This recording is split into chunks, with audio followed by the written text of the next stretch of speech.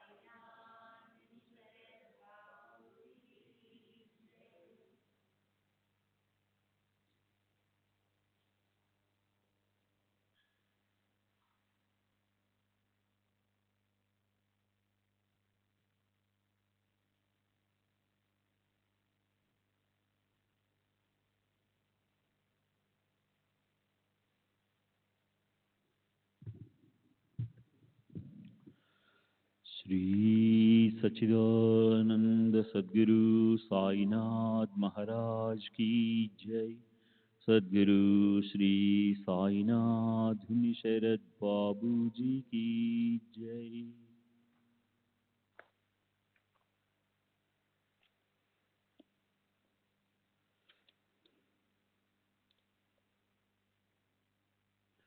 శ్రీ సాయి భక్త అనుభవ సంహిత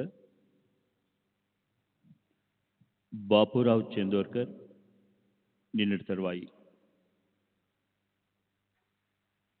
నాకు తెలిసినంత వరకు బాబా వల్లించే మంత్రాలన్నీ సంస్కృతంలో కాక అరబిక్, పర్షియన్ భాషల్లో ఉండేవి.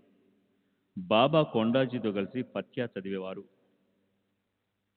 భక్తులు తెచ్చిన కేసరి నైవేద్యం మసీదు గూటిలో అంటే నింబార్లో పెట్టినప్పుడు బాబా మరియు కొండాజీ అరబిక్లో కానీ పర్షియన్లో కానీ ఏదో ఉచ్చరిస్తుండేవారు. బాబా మహావాక్యాలు వల్లించేవారని మా నాన్న నాతో ఎప్పుడూ చెప్పలేదు. 1908లో మా నాన్న పండరపురంలో పనిచేస్తున్నప్పుడు నేను ఆయనతో కలిసి షిరిడి వెళ్ళాను. బాబా మా నాన్నను నైవేద్యంగా పూరన్ పోళీలు చేసి తీసుకుని రమ్మన్నారు. ఆయన అలాగే చేసి బాబాకు సమర్పించి బాబాను తన బసకు వచ్చి భోంచేయమన్నారు. బాబా నేను వస్తాను వెళ్ళు అన్నారు. బాబా తమ భౌతిక దేహంతో తన బసకు రారు అని మా నాన్న తెలుసుకుని నిరాశతో వెళ్ళిపోయాడు. ఇది జరిగేటప్పుడు మాధవరావు దేశపాండే బాబా చెంతనే ఉన్నాడు. మసీదు నుండి ఆయన బాధతో వెళ్ళిపోయిన తర్వాత బాబా షామాతో, నాన్న నాన్న ఎంతో కాలం నుండి నాతో కలిసి ఉన్నప్పటికీ నేను ప్రతి చీమ, ఈగ మొదలైన ప్రాణులలోనూ ఉంటానన్న సత్యాన్ని గ్రహించలేకపోయాడని అతనితో చెప్పు అన్నారు. జీవరాశులన్నింటిలోనూ తాము ఉన్నామని బాబా చెప్పారు. ఇదే నేను బాబా నుండి ప్రత్యక్షంగా కానీ పరోక్షంగా కానీ విన్న గొప్ప సత్యం. బాబా ఎప్పుడూ అద్వైతాన్ని గురించి కానీ వేదాంతానికి సంబంధించి సుదీర్ఘ ధర్మోపన్యాసాలు కానీ చేసినట్లు నాకు గుర్తులేదు. వారు సాధారణమైన విషయాల గురించి మాట్లాడేవారు. ఉదాహరణకు, దానం చేయండి, మంచి పనులు చేయండి, సత్యాన్నే పలకండి మొదలైనవి. నేను చిన్నపిల్లవాడిగా ఉన్నప్పుడు నీ తల్లిదండ్రుల మాటలు విను, మీ అమ్మకు పనులలో సహాయం చేస్తూ ఉండు, ఎప్పుడూ నిజం మాత్రమే చెప్పు అని చెప్పేవారు. అంతేగాని వారెప్పుడూ నాతో మంత్రాల గురించి భగవంతుని గురించి మాట్లాడలేదు. బాబానే నా రక్షకులని నా అచంచల విశ్వాసం. నా జీవితమంతా వారి రక్షణలోనే గడుస్తుంది. నేను ఉదాహరణలు ఇవ్వలేకపోయినా నా అవసరాలు తీరుస్తూ శ్రేయస్సు చేకూరుస్తూ తమ మార్గదర్శకత్వంతో నన్ను ముందుకు నడిపిస్తూ నన్ను సదా కాపాడుతున్నారన్నది నా అనుభవం.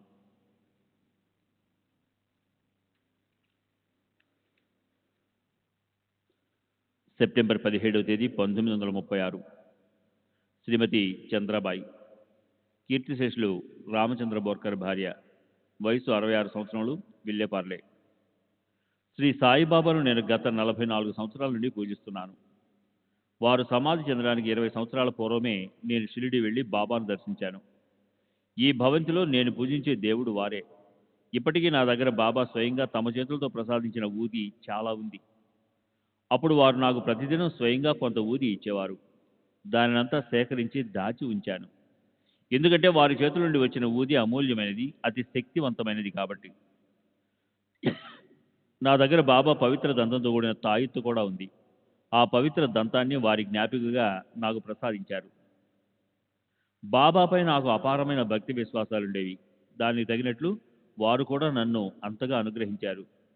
నేను 1898 ప్రాంతంలో బాబాను దర్శించినప్పుడు సాటేవాడా లేదు. మసీదు కూడా ఇప్పటి తీరుగా లేదు.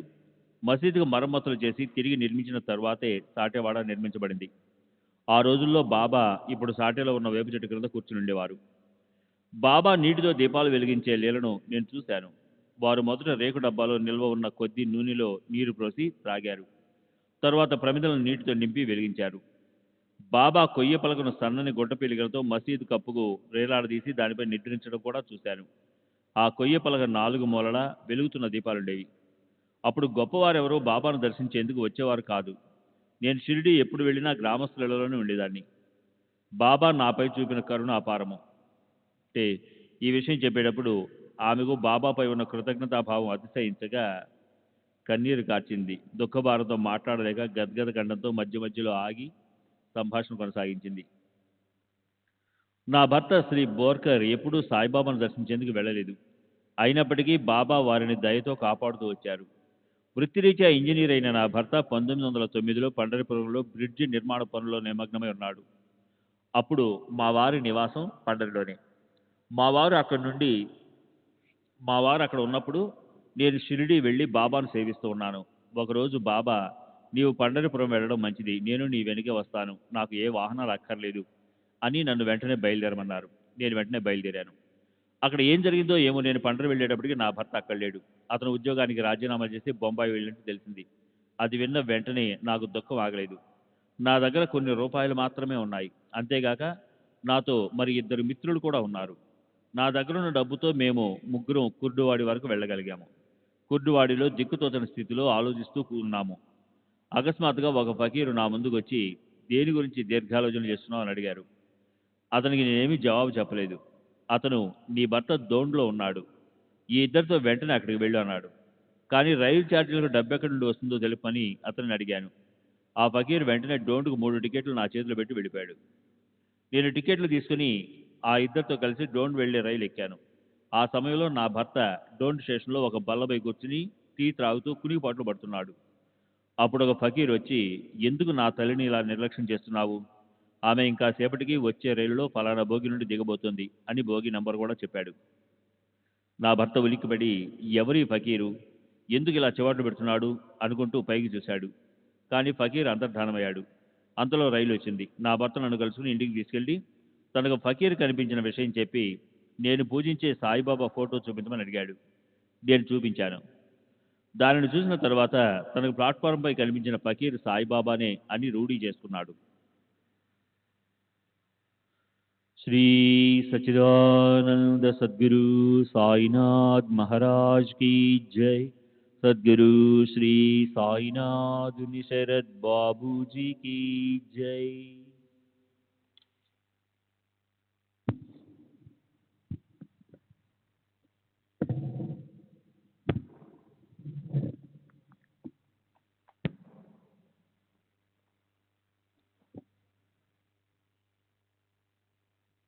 నా గురుబంధువైన ఉపాస్ని మహారాజు షిరిడీ విడిచి ఖరగ్పూర్ వెళ్ళటానికి ముందు ఒక గురు పూర్ణిమ రోజున పూజా ద్రవ్యాలు నైవేద్యం తీసుకొని వెళ్ళి వారిని పూజించమని బాబా నన్ను ఆదేశించారు.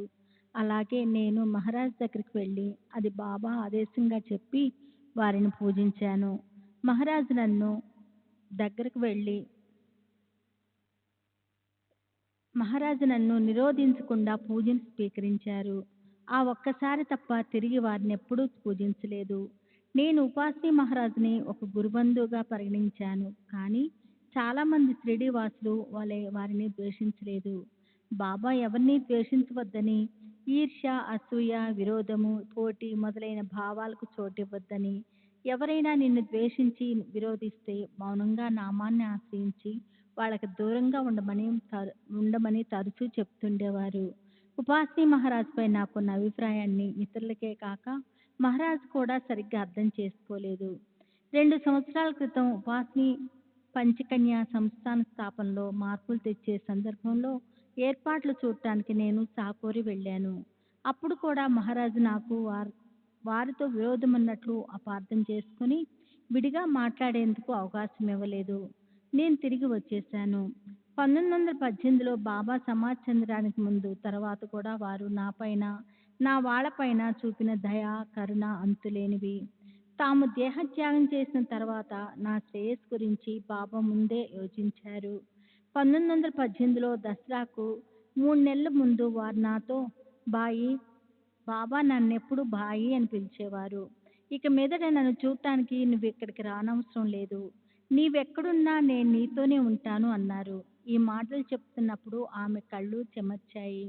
బాబా ఎంతో దయతో పలికిన ఆ మాటలు నిత్య సత్యాలు. తర్వాత నేను వెళ్ళిపోయాను. దసరా కొద్ది రోజుల ముందు నేను పంచాగ్నిలో ఉన్నప్పుడు బాబా తరచూ నా గురించి ఆలోచిస్తున్నారని, వారు ఎక్కువ రోజులు జీవించేటట్లు లేరని హరిసీతారాం దీక్షిత్ నాకు కబురు పంపాడు. నేను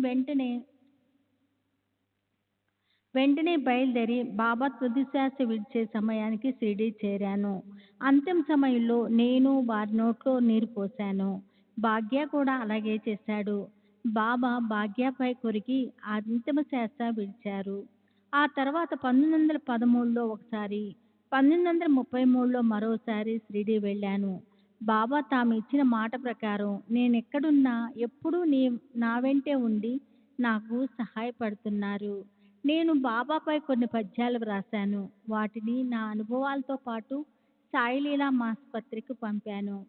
1918కి నాకు 48 సంవత్సరాలు నిండాయి. నేను అప్పటికి వరకు గర్భం దాల్చలేదు. నాకు ఒక బిడ్డ ఉంటే బాగుండేది కదా అని అనుకుంటూ ఉండేదాన్ని. కానీ నా చుట్టూ ఉన్న వాళ్ళు, డాక్టర్లు నాకు ఆ వయసులో బిడ్డలు పుట్టడం అసంభవమని అన్నారు. నేను బాబాను 1918లో దర్శించినప్పుడు నా కోరిక తెలిసి ఇలా అడిగారు. బాయి నీ హృదయంలోని కోరిక ఏమిటి? నేను, బాబా మీకన్నీ తెలుసు, ప్రత్యేకంగా నేను చెప్పవలసిందేముంది? ఆ తర్వాత 3 సంవత్సరాలకు నా నెలసరి ఆగిపోయింది. డాక్టర్ పురంద్రే నన్ను పరీక్షించి నా కడుపులో ఉన్నది గడ్డ అని, దాన్ని ఆపరేషన్ ద్వారా తొలగించాలని తేల్చి చెప్పారు. నేను సమ్మతించక 10 నెలలు ఆగిన తర్వాత కానీ ఏ నిర్ణయం తీసుకోనని చెప్పాను.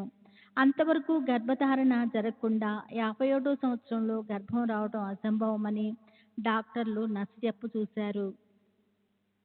కానీ బాబా అసంభవాన్ని సంభవం చేశారు. బాబా మహాసమాజ్ చెందిన 3 సంవత్సరాల 2 రోజులకు అంటే 1921లో ధనత్రయోదశి ధనత్రయోదశి నాడు నాకు కుమారుడు జన్మించాడు. ఆ ప్రసవం చెంబూరులో జరిగింది. ప్రసవం సమయం అప్పుడు డాక్టర్ కానీ నర్సు కానీ ఎవరూ లేరు. నేను ఎలాంటి మందులు కూడా వాడలేదు. ప్రసవమయ్యే రోజు కూడా మామూలుగానే పనులన్నీ చేసుకున్నాను. ఆ రోజు రాత్రి ఎవరి సహాయం లేకుండా సుఖంగా ప్రసవించాను.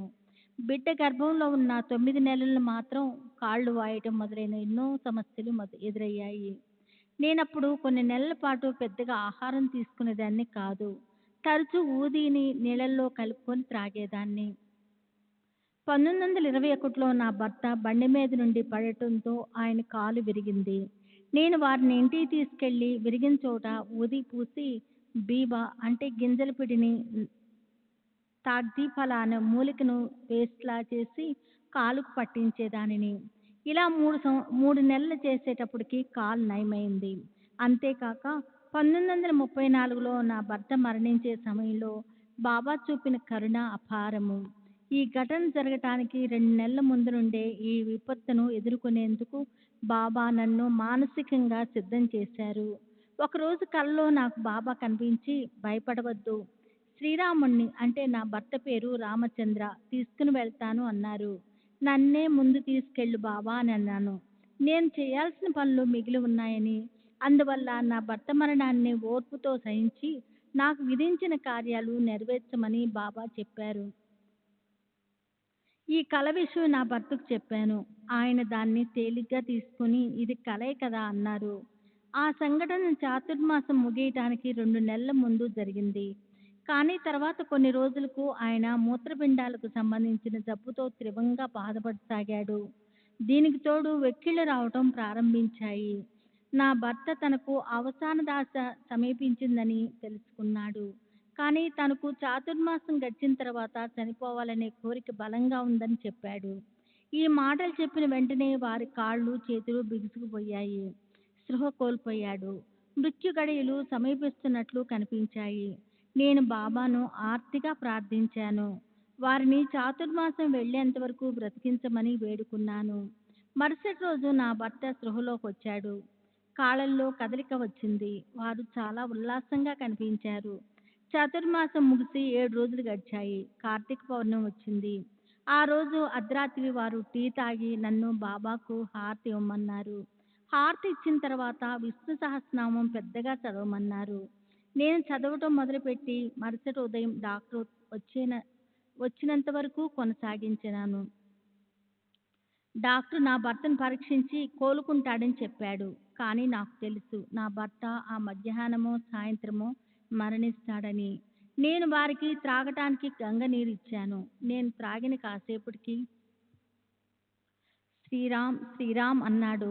ఇంతలో ఒక కుర్రవాడు వచ్చి మా వారిని బాబా అని పిలిచాడు. వారు ఓ అని పిలవటానికి అని లేవటానికి ప్రయత్నిస్తూ శ్రీరామ్ శ్రీరామ్ అని ఉచ్చరిస్తూ అంతిమ శ్వాస విడిచాడు. నేను నా భర్త ప్రక్కనే ఉండి వారికి ఉత్తమ గతి ప్రసాదించమని బాబాను శ్రీకృష్ణుణ్ణి ప్రార్థించాను. ఆ విధంగా నా భర్త భగవంతుణ్ణి బాబాను స్మరిస్తూ మరణించాడు. నా భర్త జీవితానికి మంచి ముగింపు ఇవ్వటంలో బాబా అనుగ్రహం ప్రస్ఫుటంగా కనిపించింది. మా వారు మరణించిన తర్వాత నా కుమారుని పోషణ, ఈ భవంతిని నిలబెట్టుకోవాల్సిన బాధ్యత నాపై పడ్డాయి. కొందరు బంధువులు నాకు ఎడతెగని చిక్కులు తెచ్చి కోర్టులో వ్యాజ్యమేస్తానని బెదిరించారు. నేను ఎంతో కష్టపడి 14,000 రూపాయలు సేకరించి వారికి ఇచ్చి ఈ ఇంటిని వారి భార్య నుండి కాపాడుకోవాల్సి వచ్చింది. తర్వాత కొందరు శత్రువులు మంత్రించిన నిమ్మకాయతో క్షుద్రశక్తులను ఆవహించేసి మా ఇంట్లోనికి విసిరారు. మాకు హాని చేయాలని, మా ఇంటిని ఎవరూ అద్దె తీసుకోకూడదని వారు అలా చేశారు. సాయిబాబా నా కల్లో కనిపించి ఈ విషయం గురించి చెప్పారు. నేను వెంటనే మా మనిషిని గోవాకు పంపి అక్కడున్న మా కులదైవాన్ని ప్రార్థించి ఆ దేవి అనుగ్రహంతో ఆ క్షుద్ర ప్రయోగాన్ని మంత్రాలను తిప్పికొట్టేటట్టు చేశాను.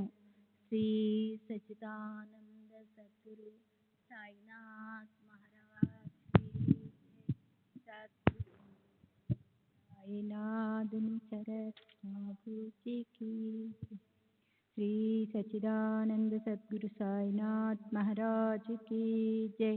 సద్గురు శ్రీ సాయినాథుని శరత్ బాబూజీ కీ జై. సెప్టెంబర్ 19వ తేదీ 1936. శ్రీ బల్వంత్ హరి కార్నిక్, కస్టమ్స్ డిపార్ట్మెంట్, బొంబాయి రేవు, వయసు 54 సంవత్సరాలు, గోడ్బందర్ రోడ్డు, బాంద్రా. నేను సాయిబాబా భక్తుడను. ఇంటిలో సాయిని పూజించడమే కాక ప్రతి సంవత్సరం వారి దర్శనార్థం క్రమం తప్పకుండా షిరిడీ వెళుతుంటాను. దాసగను కీర్తనలు వినడం ద్వారా నాకు మొదట సాయిపై భక్తి విశ్వాసాలు ఏర్పడ్డాయి. మొదటిసారిగా 1911లో షిరిడీ వెళ్ళి బాబాను దర్శించాను. వారి కళ్ళు నన్ను ఎంతగానో ప్రభావితం చేశాయి. వారితో ఒక్క మాట మాట్లాడకపోయినా ప్రతి సంవత్సరం వారిని తప్పక దర్శించాలని నిర్ణయించుకున్నాను. నేను షిరిడీ వెళ్ళి వచ్చిన తరువాత నా తల్లిదండ్రులు కూడా షిరిడీ వెళ్ళి బాబాను దర్శించారు. అప్పటి నుండి మా కుటుంబమంతా నిత్యం సాయిని పూజించను ఆరంభించాము. నాకు చెప్పుకునేటంతటి అనుభవాలు బాబాతో లేవు. అసలు నేను ఎలాంటి కోరికలను ఆశించి వారిని దర్శించేవాడిని కాదు. 1918 గురుపూర్ణిమ నాడు మాత్రం నా ఆధ్యాత్మిక శ్రేయస్సు గురించి వారిని అడగాలని తలచాను. కానీ వారు ప్రసన్నంగా కనిపించనందువల్ల వారిని ఏమీ అడగలేక అసంతృప్తితో బయటికి వచ్చి టాంగా ఎక్కపోతుండగా నానావళి వచ్చి నన్ను కౌగిలించుకుని, భగవంతుడు నీకు మేలు చేస్తాడు, అల్లా తేరా అచ్చా ఖరేహా అన్నాడు. నా భార్య సాయిబాబాను దర్శించిన తరువాత వారి భక్తురాలయ్యింది. ఆమె 1928లో మరణించింది. మరణానికి ముందు ప్రసవానంతరం వచ్చే అస్వస్థలతో దాదాపు 9 నెలలు బాధపడి చివరకు మృత్యుముఖానికి చేరింది. చివరి 6-7 రోజులు ఆమె పూర్తిగా స్పృహ కోల్పోయింది.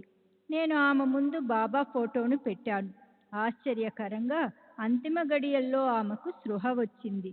ఆమె చేతులు జోడించి ముందు బాబాకు, తరువాత నాకు నమస్కరించింది.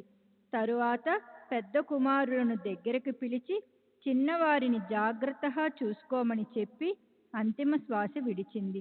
బాబా కృప వలన ఆమెకు శాంతి, సద్గతి, అనాయాసేన్ మరణ్ లభించింది. నేను సాధువులు, సత్పురుషులు, సంతులు అన్న పదాలను సమాన అర్థంతో వాడుతాను. మొదటిసారి బాబాను దర్శించినప్పుడు వారు నన్ను 10 రూపాయలు దక్షిణ అడిగి పుచ్చుకున్నారు. దాంతో నా దగ్గర తిరుగు ప్రయాణానికి కూడా డబ్బు మిగలలేదు. ఏం చేయాలో తోచని స్థితిలో ఉన్నప్పుడు నా స్నేహితుడు టోసర్, ప్రస్తుతం స్వామి నారాయణాశ్రం వాయ్, కలిసి నాకు కావలసిన డబ్బు అప్పుగా ఇచ్చాడు. ఒకసారి నేను, నా భార్య పండరీపురం మొదలైన క్షేత్రాలు దర్శించాలని బయలుదేరి ముందు షిరిడీ వెళ్ళి బాబాను దర్శించాము. అప్పుడు మా దగ్గర 100 రూపాయలు ఉన్నాయి. షిరిడీలో 2 రోజులు గడిపాము. ఆ 2 రోజులలో బాబా దక్షిణ రూపంలో నా దగ్గరున్న డబ్బంతా తీసుకున్నారు. ఫలితంగా మేము పండరి, ఇతర యాత్రలకు వెళ్ళడం మానుకోవలసి వచ్చింది. పండరీపురం మరియు ఇతర పుణ్యక్షేత్రాలు అన్నీ కలిపి షిరిడీయే అని మాకు పరోక్షంగా బోధించేందుకే బాబా ఇలా చేశారని మాకు అర్థమైంది. మహాత్ముని పాదాల చెంత సకల తీర్థాలు ఉంటాయి. మా దగ్గరున్న డబ్బంతా తీసుకున్న తరువాత మేము ఇంటికి వెళ్ళడానికి బాబా అనుమతించారు. కానీ నా దగ్గర డబ్బు లేదు కాబట్టి నేను తిరిగి వెళ్ళలేనని షిరిడీలోనున్న నా స్నేహితులతో చెప్పాను. బాబా ఒకసారి అనుమతి ఇచ్చిన తరువాత అక్కడ ఉండడం తప్పని వాళ్ళు చెప్పారు. అప్పుడు అకస్మాత్తుగా నా స్నేహితుడు టోసర్ కనిపించి ఒక అతని వద్ద నాకు కావలసిన డబ్బు అప్పుగా ఇప్పించాడు. బాబా ఎందరో ఫకీర్లను, పేద సాధలను పోషిస్తూ సహాయం చేస్తున్నారు. అందువల్ల వారికి ఇచ్చిన దక్షిణ గొప్ప దానంతో సమానమని నా అభిప్రాయం. నేను బాబాను ఆశ్రయించిన ఫలితంగా నాకు భవిష్యత్తులో రాబోయే విపత్తుల గురించి ముందుగానే తెలిసేది. అంతేకాదు వాటిని ధైర్యంగా ఎదుర్కొనగలిగే వాడిని. సెప్టెంబర్ 25వ తేదీ 1936 శ్రీ వినాయక అప్పాజీ వైద్య, గుమాస్తా, బొంబాయి నౌకాశ్రయ అకౌంట్ ఆఫీసు, వయస్సు 45 సంవత్సరాలు, కాయస్థ ప్రభు, పరశురాం భవనాలు, పర్సోబా రోడ్డు, అంధేరి. నేను దాసగన కీర్తనలు విని 1912 ఈస్టర్ సెలవుల్లో బాబాను దర్శించడానికి షిరిడీ వెళ్ళాను. తరువాత వారి మహాసమాధి అనంతరం 1923 నుండి షిరిడీకి వెళుతున్నాను. ప్రతి సంవత్సరం ముఖ్యంగా రామనవమి ఉత్సవాలకు తప్పక షిరిడీ వెళుతుంటాను. 1933లో నేను షిరిడీలో 20 రోజులు గడిపాను. బాబా ప్రసాదించిన స్వప్న దర్శనాలు, ఊరి మహిమ మొదలైన అనుభవాలను శ్రీ సాయిలీలా మాసిక్ పత్రికకు వ్రాసి పంపాను. 1927లో నా భార్య క్షయవ్యాధితో 8 నెలల పాటు బాధపడింది. ఆమె కోలుకునే సూచనలు కనిపించలేదు. నేను ఆమెను షిరిడీకి తీసుకెళ్లాను. వెళ్ళిన 4 రోజులకు జ్వరం తగ్గిపోయింది. నేను వెంటనే ఆమెను తీసుకుని తిరిగి అంధేరి వచ్చేశాను. కానీ 10 రోజుల తరువాత వ్యాధి తిరగబెట్టింది. ఆమెకిక వ్యాధి నయం కాదని తీర్మానించుకుని గ్రామానికి తీసుకెళ్లదలచాను. కానీ ఆమెకు బాబా కలలో కనిపించి వ్యాధి నయమవుతుంది అని చెప్పారు. కల వచ్చిన 15 రోజులకు ఆమెకు జ్వరం తగ్గిపోయింది. ఆపై ఆమె బరువు పెరిగి పూర్తిగా కోలుకుంది. తరువాత 4 బిడ్డలకు జన్మనిచ్చింది. ఇప్పటికీ ఆరోగ్యంగానే ఉంది. 1923లో బాబా నా భార్యకు కలలో కనిపించి నాకు వ్యతిరేకంగా వ్యాజ్యం ఒకటి వస్తుందని, కానీ నన్ను భయపడవద్దని చెప్పమని అన్నారు. వారు చెప్పినట్లుగా తరువాత కొంతకాలానికి నాపై వ్యాజ్యం ఒకటి నడిచింది. కానీ బాబా కృప వలన నాకు అనుకూలమైన తీర్పు వచ్చింది. అదే సంవత్సరం జూన్ నెలలో ఒక గురువారం నాడు బాబా నా భార్యకు దర్శనమిచ్చి తలకు కట్టుకునే వస్త్రాన్ని అనగా పట్కా ఇమ్మని అడిగారు. కానీ ఇంటిలో అలాంటిది ఏమీ లేనందున ఆమె కొంత బియ్యము, పప్పు ఇచ్చింది. బాబా వాటిని తీసుకుని అంతర్ధానమయ్యారు. అంతకు మునుపు నా భార్య బాబాను చూసి ఉండలేదు. కానీ ఆమె దగ్గరకు వచ్చిన వ్యక్తిని వర్ణించిన మీదట వారు తప్పక బాబానే అయి ఉంటారని నేను అనుకున్నాను. బాబా ఎప్పుడూ నాతోనే ఉండి నన్ను కాపాడుతూ ఉన్నారని నా గట్టి నమ్మకం. ఎందుకంటే నాకు ఎన్ని కష్టాలు వచ్చినా వారి సహాయంతో బయటపడేవాడిని. 1933లో బాబా నా కలలో కనిపించారు. నేను వారికి ₹1 దక్షిణ సమర్పించాను. వారు ఆ రూపాయిని నాకు తిరిగి ఇచ్చి, నీకు ఎంత కావాలో అంత తీసుకో అన్నారు. ఇది జరిగిన నెల లోపల అనుకోని విధంగా నాకు ఉద్యోగంలో పదోన్నతి అనగా ప్రమోషన్ లభించింది. 10 సంవత్సరాల క్రితం 3 ఏళ్ల వయసున్న నా సోదరుని కుమార్తె చాలా రోజుల పాటు 105 డిగ్రీల జ్వరంతో బాధపడుతుండేది. వైద్య చికిత్సలేమీ పనిచేయలేదు. ఇక ఆ పాప బ్రతకదు అని అందరూ అనుకున్నారు. నేను ఆ పాపకు బాబా ఊదీని ఇచ్చాను. 3-4 రోజులలో జ్వరం తగ్గిపోయింది. ఇప్పటికీ ఆ పాప ఆరోగ్యంగా చురుకుగా ఉంది. సెప్టెంబర్ 27వ తేదీ 1936 Shri B V Dev retired mamlatdar station road దానా. సాయిబాబా అద్వైతాన్ని గురించి చెప్పడం కానీ, ఆ మార్గంలో ఎవరినైనా నడిపించడం కానీ జరిగిందా అని మీరు అడిగితే, వారి దగ్గరకు వచ్చే భక్తులలో ఎవరికి అంతటి అర్హత ఉందని నేను అనుకోను. శ్రీ దాబోల్కర్, నానాసాహెబ్ చాందోర్కర్, మహాల్సాపతి, హరి సీతారాం దీక్షిత్ మొదలైన వారు బాబాకు ప్రథమ శ్రేణి భక్తులు. వీరందరూ ఎవరికి వారు సమర్థులు, సచ్చీలురు.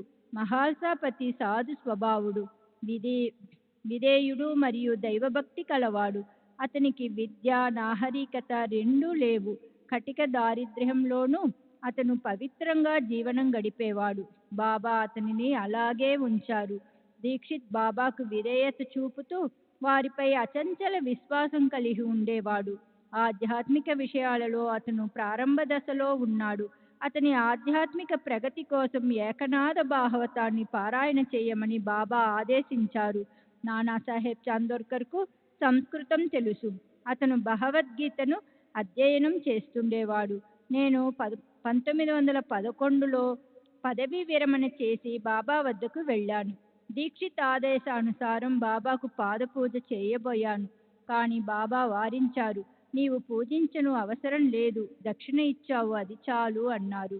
నేను బాలగ్రామును ప్రశ్నించడం, బాబా కోప్పడడం, నన్ను జ్ఞానేశ్వరి పారాయణ చేయమని ఆదేశించడం మొదలైన విషయాలన్నీ శ్రీ దాబోల్కర్ రచించిన శ్రీ సాయి సచ్చరిత్రలో ప్రస్తావించబడి ఉన్నాయి. బాబా ఒకసారి దక్షిణ రూపంలో ఒకటి తరువాత ఒకటిగా 4 బంగారు నాణాలను నా వద్ద నుండి తీసుకున్నారు. తరువాత నేను తీసుకున్నది ఒక్కటే అన్నారు. నేను, బాబా నేను 4 ఇచ్చాను. బాబా నేను కాదనలేదు. నీవు 4 ఇచ్చినా నాకు అందింది ఒక్కటే. నేను, నాకు అర్థం కాలేదు. బాబా నీకు అర్థం అవుతుందిలే. తరువాత నేను ఒక రోజు రైలులో ప్రయాణిస్తున్నప్పుడు ఒక యువ ఫకీరు నా బోగీలోనికి వచ్చి నన్ను భిక్ష అడిగాడు. నేను అతనికి 1 పైసా ఇచ్చాను. అతను తనకు 4 కావాలని చెప్పాడు. నేను అతనికి 4 అణాలు నాణం ఇచ్చాను. అతను తనకు ఒక్కటే ఇచ్చినట్లు చెప్పి వెళ్ళిపోయాడు. మరొకసారి నాకొక వృద్ధ సన్యాసి తటస్థపడి తనకేదైనా ఇవ్వమన్నాడు. నేను అతనికి 1 నాణం ఇచ్చాను.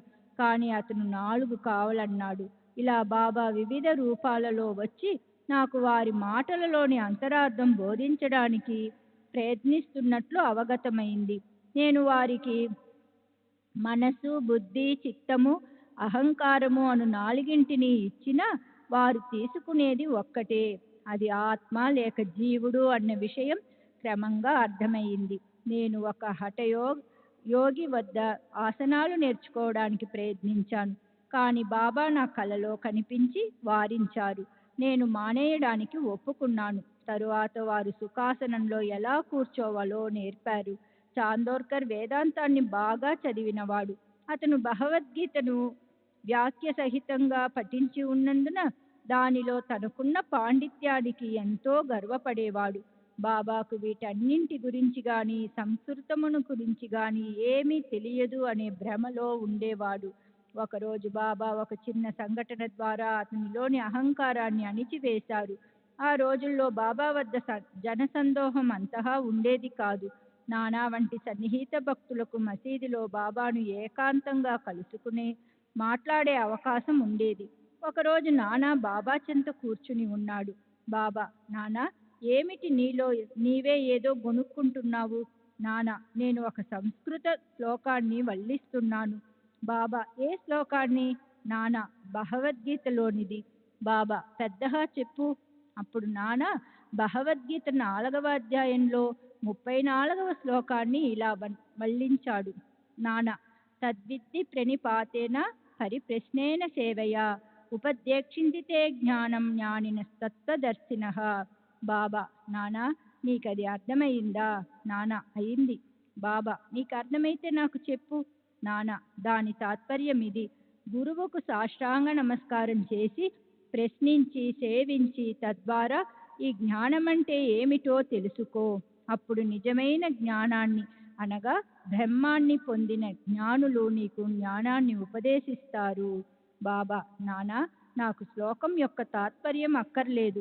శ్లోకంలోని ప్రతి పదానికి ఉన్న అర్థాన్ని వ్యాకరణ సహితంగా వివరించు. నానా ప్రతి పదము యొక్క అర్థాన్ని వివరించాడు. బాబా, నానా గురువుకు కేవలం సాష్టాంగ నమస్కారం చేస్తే చాలునా? నానా, ప్రణిపాత అనే పదానికి సాష్టాంగ నమస్కారం అనే అర్థం గాక మరో అర్థం నాకు తెలియదు. బాబా, పరిప్రశ్న అంటే ఏమిటి? నానా, ప్రశ్నించడం. బాబా, ప్రశ్న అంటే? నానా, అదే ప్రశ్నించడం. బాబా, ప్రశ్న పరిప్రశ్న రెండింటికి ఒకే అర్థం వచ్చినట్లయితే వ్యాసుడు ప్రశ్నకు ముందు పరి అనే పదాన్ని ఎందుకు వాడాడు? వ్యాసుడు ఏమైనా తెలివి తక్కువ వాడా? నానా, పరిప్రశ్న అన్న పదానికి నాకు మరో అర్థమేది తెలియదు. బాబా, సేవ అంటే ఏ విధమైన సేవ? నానా, మేము ఎప్పుడు చేస్తున్నటువంటిదే. బాబా, ఈ రకమైన సేవ చేస్తే చాలునా? నానా, సేవకు మరో అర్థం ఏదైనా ఉందేమో నాకు తెలియదు. బాబా, తరువాత వరుసలో ఉపదేక్షించితే జ్ఞానం అనే పద సముదాయంలో జ్ఞానానికి బదులు మరే పదమైనా ఉపయోగించవచ్చునా? నానా, ఉపయోగించవచ్చు. బాబా, ఏమిటి ఆ పదం? నానా, అజ్ఞానం. బాబా, జ్ఞానానికి బదులు అజ్ఞానం అనే పదం ఉపయోగిస్తే ఈ శ్లోకములో వేరే అర్థం ఏమైనా వస్తుందా? శ్రీ సచిదానంద సద్గురు సాయినాథ్ మహారాజ్ కీ జై. సద్గురు శ్రీ సాయినాథ్ నిసరత్ బాబూజీ కీ జై.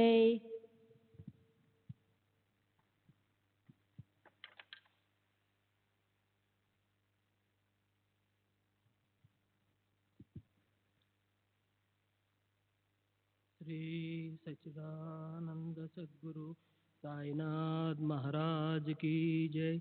सद्गुरु श्री साईनाथ शरद बाबू जी की जय। నాన్న లేదు, కానీ ఆ శ్లోకంలో అజ్ఞానం అనే పదాన్ని ఉపయోగించడం ఎలాగో నాకు అర్థం కావడం లేదు బాబా.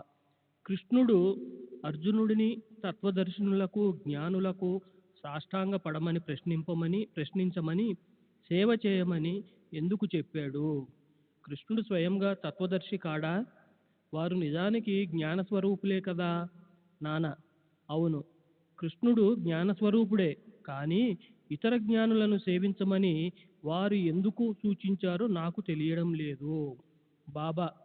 నీకది అర్థం కాలేదా అని అడగగానే నానాకు తల కొట్టేసినట్లు అయింది. అతని అహంకారం పటాపంచలైంది. తరువాత బాబా అతనికిలా వివరించసాగారు. 1.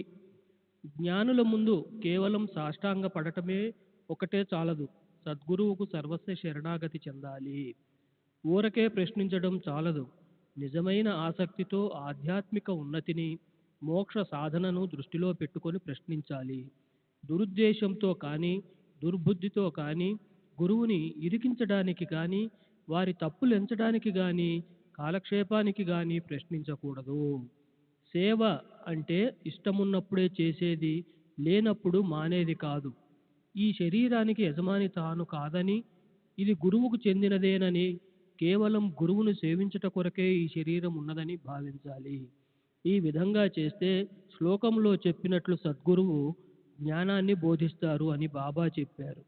కానీ గురువు అజ్ఞానాన్ని బోధించడం అంటే ఏమిటో నానాకు అర్థం కాలేదు బాబా. జ్ఞానాన్ని ఉపదేశించడం ఎలా? అజ్ఞానాన్ని నిర్మూలించడమే జ్ఞానం. జ్ఞానేశ్వరి 18వ అధ్యాయం 87వ శ్లోకంలో ఇలా ఉంది. ఓ అర్జున, అజ్ఞాన నిర్మూలన ఈ విధంగా ఉంటుంది. కళ, నిద్ర అదృశ్యమైతే నీవుగా మిగులుతావు. అలాగే అజ్ఞానం తొలగిపోతే జ్ఞానం మిగులుతుంది.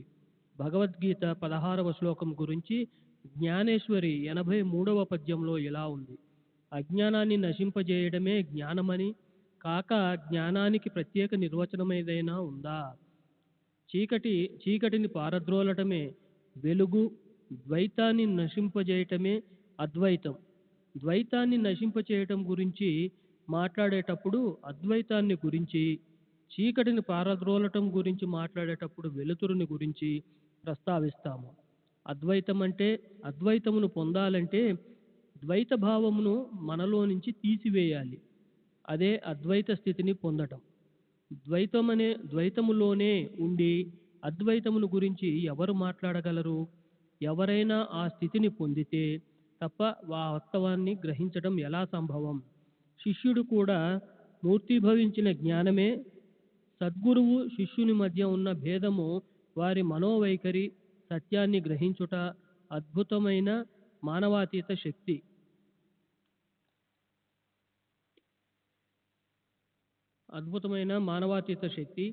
సాటిలేని సామర్థ్యము, దివ్య శక్తి సంపన్నత. సద్గురువు నిర్గుణుడు, సచ్చిదానందుడు. జగత్తును మానవాళిని ఉద్ధరించుటకు మానవ రూపం ధరించిన వాడు. దానివలన వారి అసలైన నిర్గుణ స్వభావము, అస్తిత్వము, దివ్యశక్తి, జ్ఞానము కొంచెం కూడా మార్పు చెందదు. శిష్యుడు కూడా అట్టి స్వరూపం కలవాడే. కానీ అతని అనేక జన్మల సంస్కారాల వల్ల కలిగిన అజ్ఞానము తాను శుద్ధ చైతన్యమనే సత్యాన్ని దృష్టికి రానియకుండా కప్పివేస్తుంది. భగవద్గీత 5వ అధ్యాయంలోని 15వ శ్లోకం. అజ్ఞానేనావృతం జ్ఞానం తేన మహంతి జనంతః లో చెప్పినట్లుగా నేను సామాన్య జీవుడను, దీనుడను, అల్పుడను అని శిష్యుడు అనుకుంటాడు. గురువు ఈ అజ్ఞానమనే మూలాలను నిర్మూలించి ఉపదేశం ఇవ్వాలి. లెక్కలేనన్ని జన్మల నుండి సంపాదించిన అజ్ఞానమును గురువు నిర్మూలించి ఉపదేశించవలెను. ఎన్ని జన్మలెత్తినా శిష్యునిలో ఆ భావాలు చెక్కచెదరకుండా ఉంటాయి. తాను అల్పుడను అని అనుకుంటున్న శిష్యునికి గురువు అనేక జన్మల నుండి నీవు దైవానివి, శక్తిమంతుడవు, సంపన్నుడవు అని బోధించగా తాను నిజంగా దైవమన్న సత్యాన్ని కొద్ది కొద్దిగా గ్రహిస్తాడు. తాను శరీరమని, తానొక జీవినని లేక అహంకారమని, దైవము జగత్తు తన నుండి భిన్నమన్న ఆలోచన ఎన్నో జన్మల నుండి నిరంతరంగా కొనసాగుతున్న ఒక భ్రమ. దీనిపై ఆధారపడి చేసిన కర్మల ఫలితంగా అతను సుఖాన్ని, దుఃఖాన్ని లేదా ఈ రెంటి యొక్క మిశ్రమాన్ని అనుభవిస్తున్నాడు. ఈ భ్రమను, తప్పిదాన్ని, అజ్ఞానపు మూలాలను నిర్మూలించేందుకై అతను విచారణ ఆరంభించాలి. ఈ అజ్ఞానము ఎట్లు మొదలైంది, అది ఎక్కడ ఉన్నది అన్న విషయాన్ని చూపించడాన్ని గురూపదేశం అంటారు. ఈ క్రింద చెప్పబడినవి అజ్ఞాన లక్షణాలు. నేను జీవుడను, ఈ శరీరమే నేను, దేవుడు జగత్తు జీవుడు వేర్వేరు, నేను దేవుడిని కాను, శరీరము ఆత్మ ఒకటి కాదని తెలియకపోవటం, దేవుడు జీవుడు జగత్తు ఒకటేనని తెలియకపోవటం. ఈ తప్పులను శిష్యుని దృష్టికి తెస్తే కానీ దేవుడు, జీవుడు, జగత్తు అంటే ఏమిటో, వాటి మధ్య ఉన్న సంబంధము ఏమిటో, అవి ఒకదాని నుండి ఒకటి వేరైనవా లేక అవన్నీ ఒకటేనా అన్న విషయాన్ని తెలుసుకోలేడు. ఈ విషయాలన్నీ బోధించి అతని అజ్ఞానాన్ని నిర్మూలించడానికి చేసే బోధ జ్ఞానాన్ని బోధించడమా, అజ్ఞానాన్ని బోధించడమా? జ్ఞానమూర్తి అయిన శిష్యునికి జ్ఞానాన్ని ఎందుకు బోధించాలి? ఉపదేశము శిష్యుడి తప్పులను చూపి అతని అజ్ఞానాన్ని నిర్మూలించుట కొరకే. బాబా ఇంకా ఇలా చెప్పారు, ప్రణిపాతం అంటేనే శరణాగతి చెందుట. తను శరీరము, మనస్సు, ధనము వీటన్నిటినీ సమర్పించుటే శరణాగతి.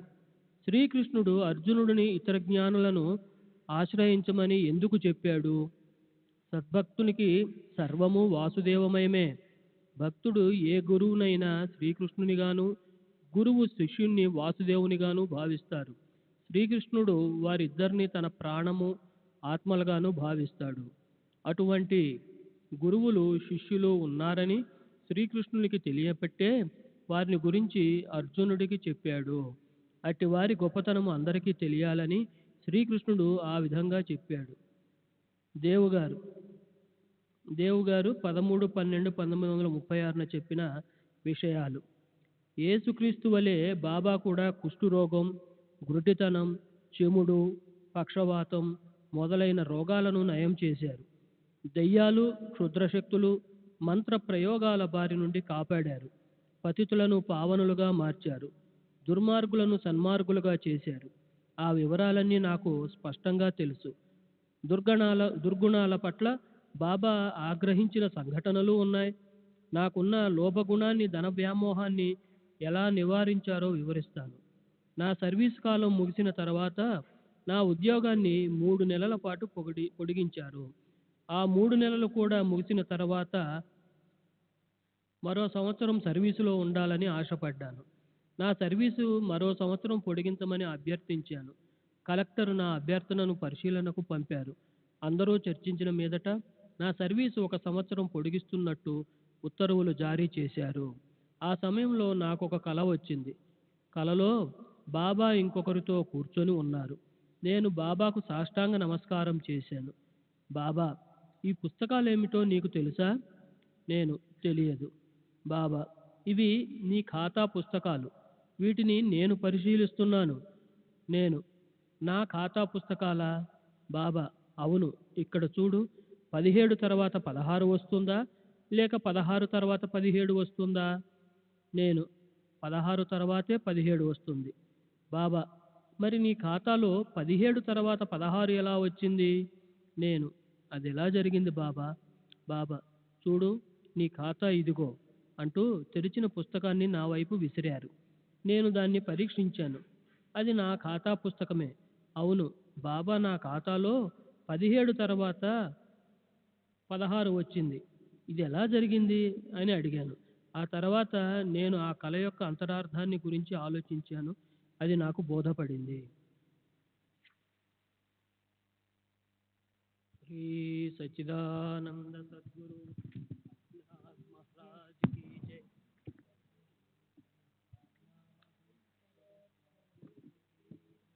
श्री सच्चिदानंद सद्गुरु साईनाथ महाराज की जय।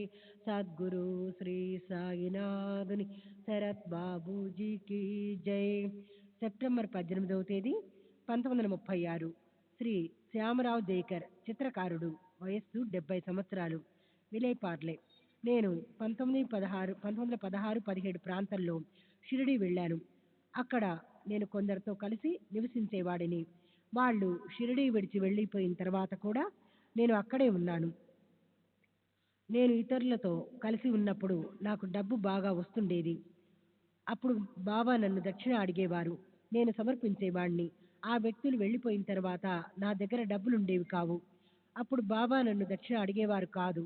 నేను చెప్పకపోయినా వారికి నా పరిస్థితి తెలుసు. నా 16వ ఏట ఒక బ్రహ్మచారి నాకు శివమంత్రాన్ని ఉపదేశించాడు. ఆ తర్వాత ఒక సన్యాసి దీనికి తోడుగా శక్తి మంత్రాన్ని ఉపదేశించాడు. నేను బాబా వద్దకు వెళ్ళేటప్పటికీ ఆ మంత్రోపదేశాలన్నీ జరిగి ఉన్నాయి. బాబా ప్రతి ఒక్కరిని వారి వారి గురువులను పూజించుకొమ్మని, వారి గురువు ఉపదేశించిన మంత్రాలనే జపిస్తూ ఉండమని చెప్పేవారు. జో ఖరీద్ ఆలే తోచ్ కరా. బాబా నైతిక విలువల గూర్చి మాత్రం బోధించేవారు. ఉదాహరణకు పవిత్రంగా ఉండమని, సత్యాన్ని పలకమని, అందరినీ సమాన దృష్టితో చూడమని చెప్పేవారు. నాకు షిరిడీలో కొంతమంది వ్యక్తులు తెలుసు. రాధాకృష్ణ ఈ దగ్గరకు నేనెప్పుడూ వెళ్ళలేదు. వెళ్ళవలసిన అవసరం నాకు రాలేదు. నానావళి నాకు తెలుసు. అతను ఒక ప్రమాదకరమైన వ్యక్తి. బాబా అతనితో సహవాసం చేయవద్దని నాతో చెప్పారు. మొదట నేను, డాక్టర్ పిళ్ళే అతనితో సన్నిహితంగా ఉండేవాళ్ళం. ఒకసారి నానావళి డాక్టర్ పిళ్ళేను కొట్టాడు. అప్పటి నుండి అతని సహవాసం మేము మానివేశాం. నానావళి బాబాను పూజించేవాడు కాదు, కానీ వారిని మర్యాదపూర్వకంగా చూసేవాడు. దుశ్చేష్టలు మానమని నానావళిని బాబా హెచ్చరించేవారు. బాబా ఒక్కొక్కసారి అతన్ని కొట్టేవారు కూడా. నేను షిరిడీలో ఉన్న 8 నెలలలో బాబా నోటి గుండా ఎన్నో సూక్తులు, ప్రవచనాలు విన్నాను. కానీ నాకు ఇప్పుడు అవేవి జ్ఞాపకం లేవు. బాబా ఎప్పుడు అద్వైతాన్ని గురించి ఎవరితోనూ చెప్పగా నేను వినలేదు. భక్తులు చాలా వరకు ఆరోగ్యము, ఐశ్వర్యము మొదలైన ప్రాపంచిక కోరికలను ఆశించి మాత్రమే బాబాను దర్శించేవారు. బాబా వారి కోరికలను నెరవేర్చేవారు. బాబా కృపాదృష్టి ఎప్పుడూ నాపై ఉన్నందున నేను సంతృప్తిగా ఉన్నాను. నా 2 కుమారులు మరణించినప్పటికీ బాబా నాకు ధైర్యాన్ని కలగజేశారు. బాబా మన అవసరాలకు అనుగుణంగా డబ్బు కూడా ఇస్తున్నప్పటికీ డబ్బును మాత్రమే ఆశించి వారి దగ్గరకు వెళ్ళకూడదు. బాబా తమ మసీదు గోడలన్నీ బంగారంతో చేసినవని, ప్రజలకు ఇక్కడికి వచ్చి ఈ సంపదనంతా బళ్లల్లో నింపుకొని తీసుకువెళ్లాలని కోరుకునేవారు. కానీ అలా తీసుకుపోయేవారు ఎవరూ లేరని వాపోయేవారు. 17-10-1936 నాడు చెప్పిన విషయాలు. రావ్ బహదూర్ ఎంవి ప్రధాన్ నిలువెత్తు బాబా తైలవర్ణ చిత్రాన్ని గీయమని నన్ను కోరాడు. అందుకని నేను బాబాను స్వయంగా చూడడానికి మొదటిసారిగా షిరిడి వెళ్ళాను. మసీదుకు వెళ్ళి బాబాను పరిశీలించి చూశాను. వారు నన్ను అలాగే చూశారు. బాబా తైలవర్ణ చిత్రం వేయడానికి వారి అనుమతి కావాలి. కనుక మాధవరావు దేశపాండే శ్యామ బాబా వద్దకు వెళ్ళి వారి అంగీకారం కోరాడు. అప్పుడు బాబా, పేద ఫకీర్నైన నాకు తైలవర్ణ చిత్రం ఎందుకు?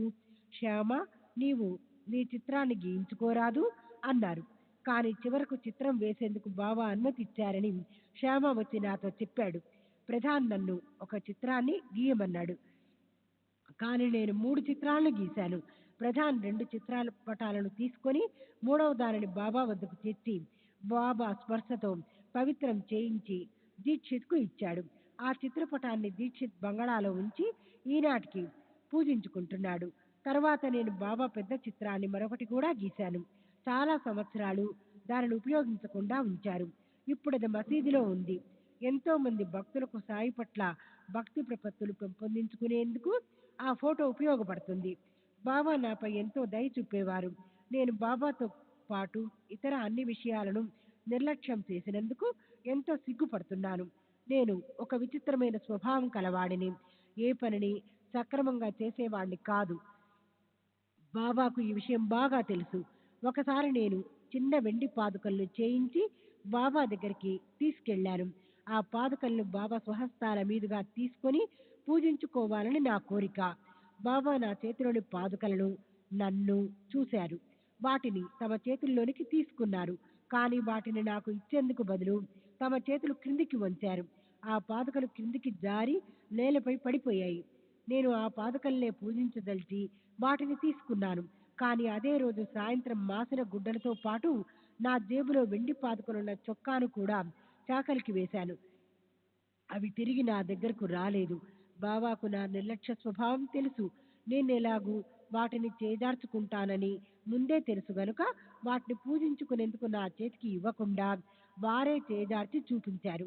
నేను ఒక సందర్భంలో సంతానం లేని ధనవంతురాలైన ఒక మహమ్మదీయ గోషా స్త్రీకి 4,000 రూపాయలు అప్పుగా ఇచ్చాను. నాకు 8 మంది కొడుకులతో కూడిన పెద్ద కుటుంబం అయినందువలన డబ్బు వసూలు చేసుకోవడం తప్పనిసరైంది. కానీ ఆమె ఎంతకు డబ్బు పంపలేదు. బాబా నాపై దయ చూపి అప్పు వసూలు కావడంతో సహాయపడతారని తలచి నేను వారి దగ్గరికి వెళ్ళాను. బాబా, ఆ దరిద్ర సొమ్ము మనకు వద్దులే, ఆపయ్యాలా తే హరామాచే నకో అన్నారు. నా డబ్బులు తిరిగి రాలేదు. ఆ స్త్రీ తన సంపదనంతా పోగొట్టుకుందని 2-3 సంవత్సరాల తర్వాత నాకు తెలిసింది. నేను బాబాను దర్శించినప్పటి నుండి ఎల్లప్పుడూ వారి ఫోటోను నాతో ఉంచుకునేవాణ్ణి. నేను ఎక్కడికి వెళ్ళినా, ఎక్కడ నివసించినా బాబా ఎప్పుడూ నా వెంటే ఉండి నన్ను, నా కుటుంబాన్ని అసాధారణ రీతిలో కాపాడుతూ ఉండేవారు. కొన్ని సంఘటనలను ఉదహరిస్తాను. 1916లో మేము ముగాబత్తులోని బొంబాయి గజానన్ రావు ఇంట్లో నివసిస్తున్నాము. ఇంటిలోని ఒక గదిలో బాబా ఫోటో ఉండేది. ఒక రాత్రి 2 గంటల సమయంలో దొంగలు మా ఇంటిలోనికి ప్రవేశించదలచి బాబా ఫోటో ఉన్న గదిలోకి కిటికీ ఊసల్లో 2 వంచి తీసేయగలిగారు. ఇక ఆ సందుగుండా లోనికి ప్రవేశించి ఇల్లంతా దోచుకునే ప్రయత్నం చేస్తున్నారు. ఆ ఇంటి వేరొక భాగంలోని వరండాలో ఒక మంగళని నిద్రిస్తున్నాడు. అతనికి ప్రతిదినం వేకువజామున 4 గంటలకు లేచి ఇంటి చుట్టూ తిరిగి వెళ్లి కాలకృత్యాలు తీర్చుకునే అలవాటుంది.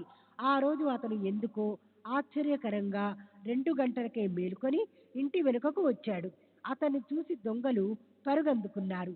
అతను ఆ దొంగలను చూసి దొంగలు దొంగలు అని పెద్దగా అరిచేసరికి మేమందరము లేచాము.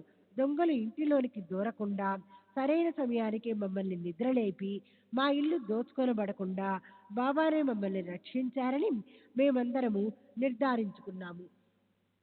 1917లో మేము పూనాలో శిథిలావస్థలో ఉన్న ఒక ఇంటిలో నివసించేవాళ్ళము. శిథిలమైన పైకప్పు నుండి అప్పుడప్పుడు పెళ్లలు రాలుతుండేవి. దీనిని నివారించడానికి కప్పు క్రింద వైపు గుడ్డను అంటించి పెట్టాము. ఆ ఇంటిలోని ఒక గదిలో బాబా ఫోటో ముందు కిరోసిన్ లాంతర్ వెలుగుతుంది. దీపానికి కొంచెం దూరంలో సంవత్సరం వయసున్న నా బిడ్డ నిద్రిస్తుంది. అర్ధరాత్రి సమయంలో డబ్బనే పెద్ద శబ్దం వచ్చి మాకు మెలకువ వచ్చింది. ఏం జరిగిందోనని వెళ్లి చూస్తే శిథిలమైన గోడల తాలూకు ఇటుకరాళ్లు గుడ్డపై పడి గుడ్డతో పాటు క్రింద పడి ఉన్నాయి. నిజానికి ఆ కప్పు క్రిందంతా గుడ్డ ఉండి రాళ్లతో పాటు పడినందున బాబా ఫోటో మీద కాకపోయినా బిడ్డ మీద గాని లాంతర్ మీద గాని పడి ఉండాలి. కానీ బాబా సంకల్పం మరోలా ఉంది. ఆ గుడ్డ చిత్రంగా బిడ్డకు దీపానికి అడుగు దూరంలో పడింది. బిడ్డపై పడి ఉంటే బిడ్డ నలిగిపోయి ఉండేది. దీపంపై పడిన మంట అంటుకొని అగ్ని ప్రమాదానికి దారి తీసేది. ఈ విధంగా బాబా మమ్మల్ని కాపాడారు. 1917లో మేము షిరిడీ వెళ్ళి అక్కడ 10 నెలల పాటు నివసించాము. అప్పుడు మేము బాలాబావు శారదాబాయి ఇంట్లో ఉన్నాము. మేమున్న చిన్న వాటాలో ఒక మూల కలుగులో ఒక పాము ఉండడంతో మాకు భయంగా ఉండేది. ఒక రాత్రి ఆ కలుగులో నుండి పాము బయటకు రావడం నా కుమారుడు మరికొందరు చూసి దాన్ని చంపేశారు. శ్రీ సచ్చిదానంద సద్గురు సాయినాథ్ మహారాజ్ కి జై. సద్గురు శ్రీ సాయినాథుని శరత్ బాబూజీ की जय. सच्चिदानंद सद्गुरु साईनाथ महाराज की जय. సద్గురు శ్రీ సాయినాథుని శరత్ బాబూజీకి జై.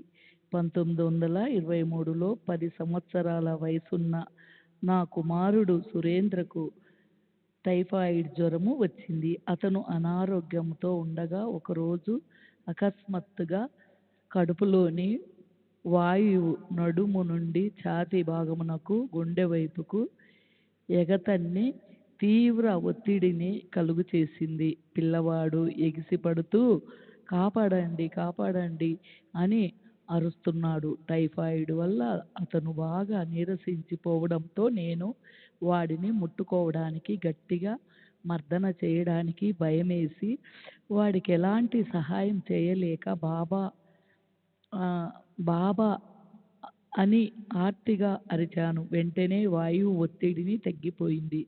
ఆధ్యాత్మిక బోధన విషయంలో నేరుగా సలహా రూపంలోనూ, దక్షిణాలు విషయంలోనూ,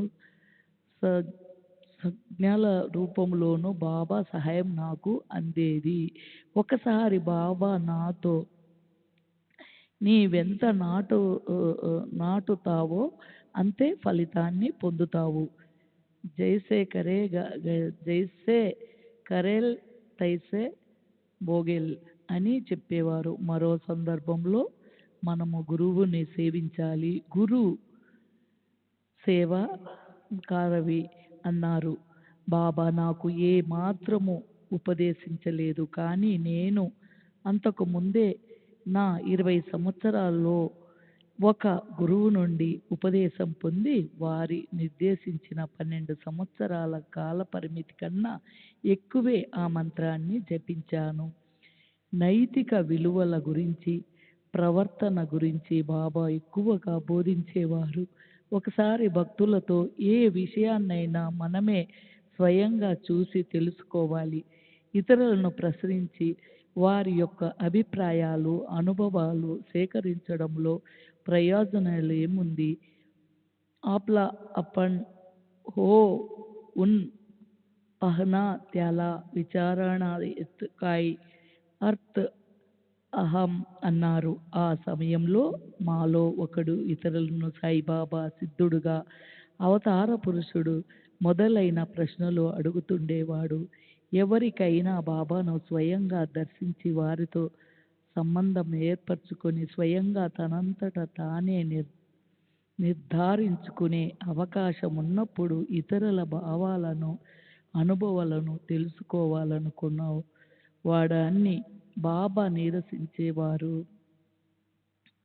బాబాకు అతి విధేయుడగు పేరుగాంచిన దీక్షిత్ గురించి కూడా బాబా ఒకసారి ఇలా వ్యాఖ్యానించారు. బాబా దీక్షితును పిలిచి 300 రూపాయలు దక్షిణ అడిగారు. దీక్షిత్ తన దగ్గర డబ్బు లేదని చెప్పాడు. బాబా ఆ డబ్బును బాపు సాహెబ్ జోగును అడిగి తెమ్మన్నారు. దీక్షిత్ మసీద్ ప్రాంగణం దాటక ముందే బాబా అతన్ని ఉద్దేశిస్తూ నిలకడలేని మనిషి అన్నారు. ఆ సమయంలో దీక్షిత్ ప్రతి విషయంలోనూ బాబాను సంప్రదించి వారి సలహాల మేరకు నడుచుకునేడానికి బదులు తన పాత అలవాటు ప్రకారం బాబాను గురించి విచారణలు జరుపుతూనే ఉన్నాడు. ఇదంతా బాబా సమాధి చెందడానికి కొంతకాలం ముందు జరిగింది. తర్వాత దీక్షిత్ వైఖరిలో నిస్సందేహంగా మార్పు వచ్చింది. బాబా తమ అంతర్యామిత్వం ద్వారా కొన్ని నిదర్శనాలు ప్రసాదించి నా విశ్వాసం దృఢపడేటట్లు చేశారు. ఒకసారి నేను వారి ముందు కూర్చొని ఉన్నాను. నా జేబులో 3 రూపాయలు మాత్రము ఉన్నాయి. ఇంటి ఖర్చులకు నా దగ్గర మిగిలి ఉన్న డబ్బు అదే. అప్పుడు కాకాసాహెబ్ దీక్షిత్, నానాసాహెబ్ నిమోన్కర్ కూడా బాబా చెంతనే ఉన్నారు. బాబా నాతో మళ్ళా 4 ద్యావే అన్నారు. వారు రూపాయి అన్నట్లుగా నాకు సందేహం వచ్చింది. బాబా నన్ను 4 రూపాయలు దక్షిణ అడుగుతున్నారని తలచి నా జేబులో ఉన్న 3 రూపాయలు తీసి వారి ముందుంచాను. దీక్షిత్ 4 గడిగితే 3 ఇస్తున్నావేంటి అన్నట్లు సందేహంగా నా ముఖం వైపు చూశాడు. బాబా వెంటనే 4 ఎక్కడివి ఉన్నాయి, 3 అన్నారు. దీనిని బట్టి బాబాకు నా జేబులో ఉన్నవి 3 రూపాయలేనని తెలుసు. అంతేకాదు నా పరిస్థితులన్నీ వారికి తెలుసునని గ్రహించాను. బాబా 4 రూపాయలు అడగడంలోని ఉద్దేశం నేను విధికి తలవంచని డబ్బులేమి పరిస్థితులను ధైర్యంగా ఎదుర్కొనే శక్తిని ప్రసాదించడానికేనని నేను నమ్మాను. శ్రీ నమ్మాను. బాబాపై భారం వేసి అన్నీ బాబాయే చూసుకుంటారని, అవసరమైనప్పుడు వారే మన పరిస్థితులను చక్కదిద్దు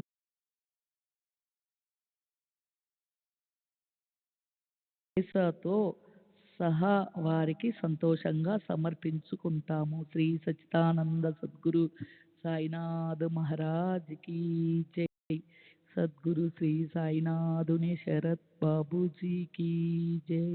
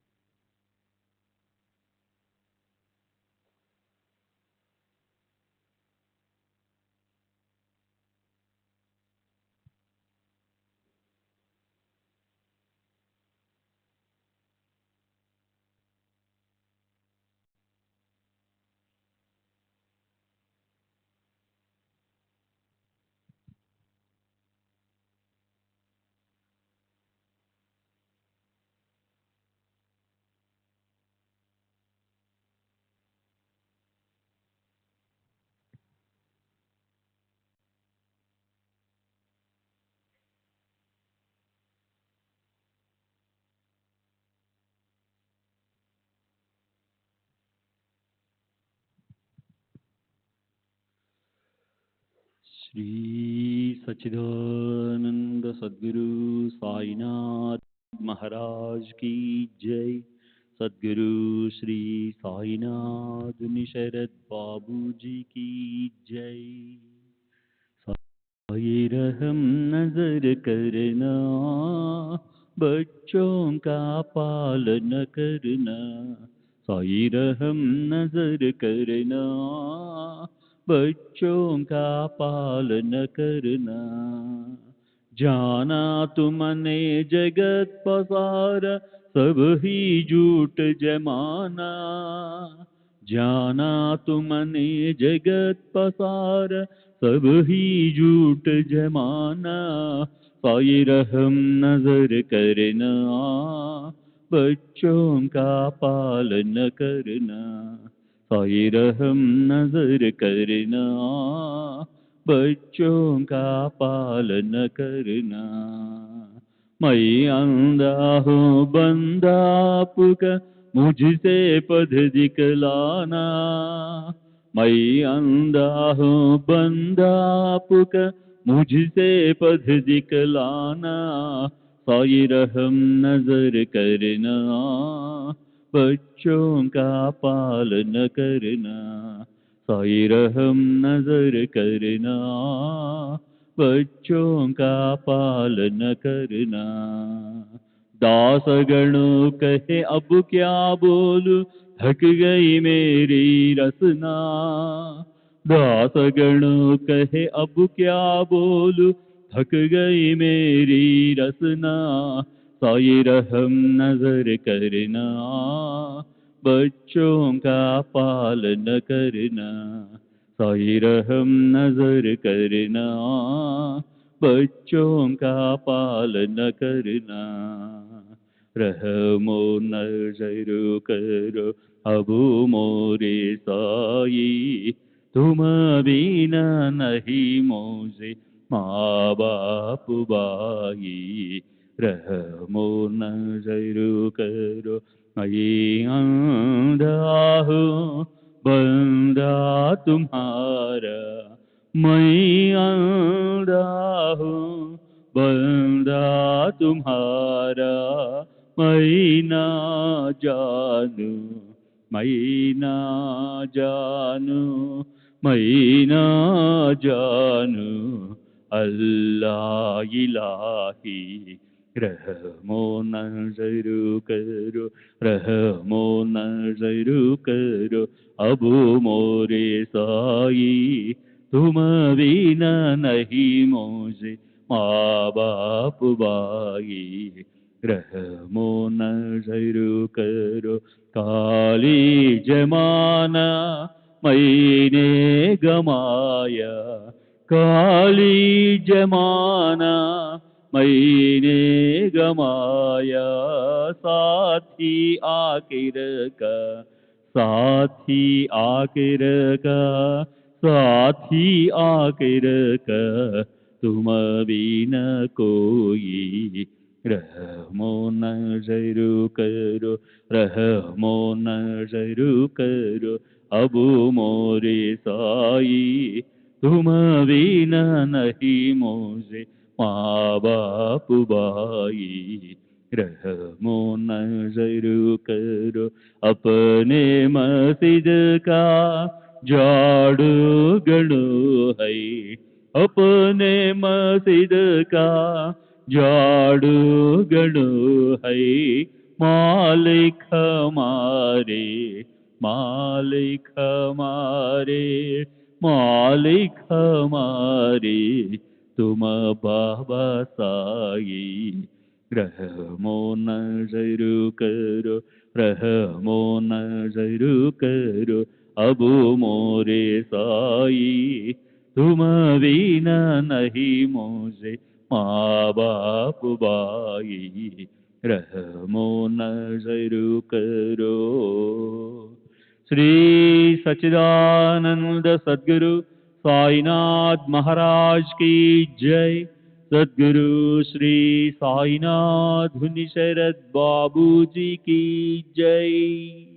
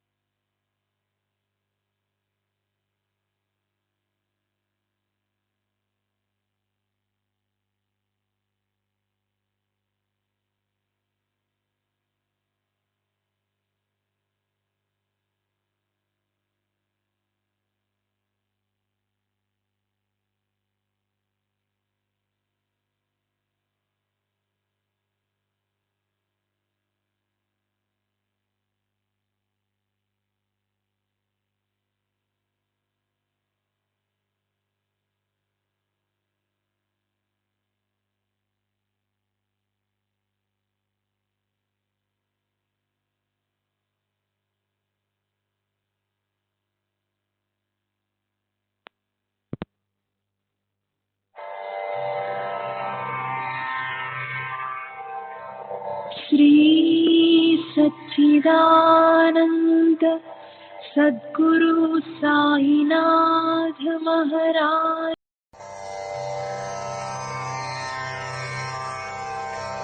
श्री सच्चिदानंद सद्गुरु साईनाथ महाराज की जय।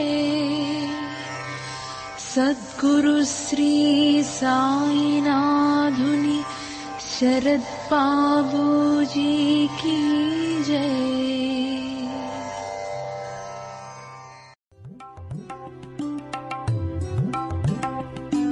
साई बाबा, साई बाबा, साई बाबा, साई